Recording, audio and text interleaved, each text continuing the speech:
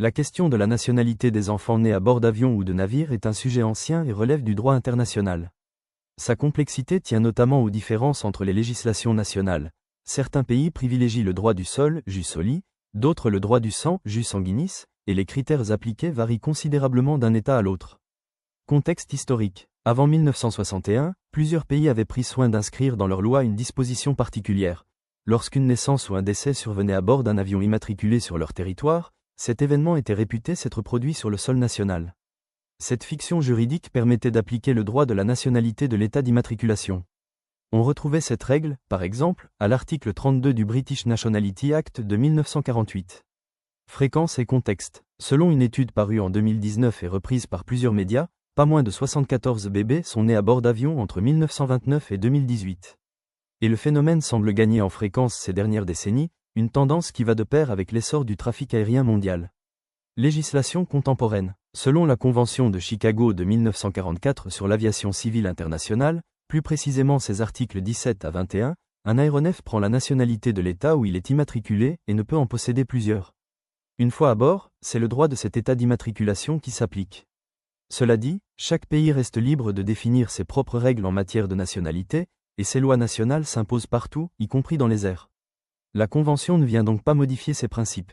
Par ailleurs, elle ne prévoit pas qu'une naissance à bord d'un avion soit automatiquement assimilée à une naissance sur le territoire du pays de l'immatriculation pour l'attribution de la nationalité.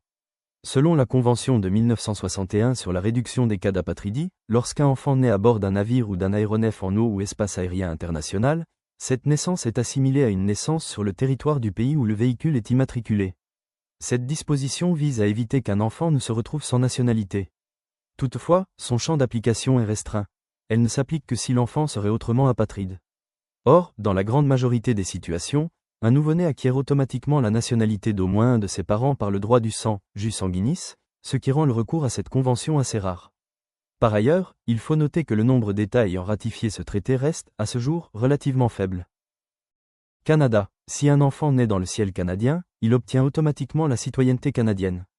En revanche, pour les naissances qui surviennent au-dessus des eaux internationales, chaque cas est examiné individuellement.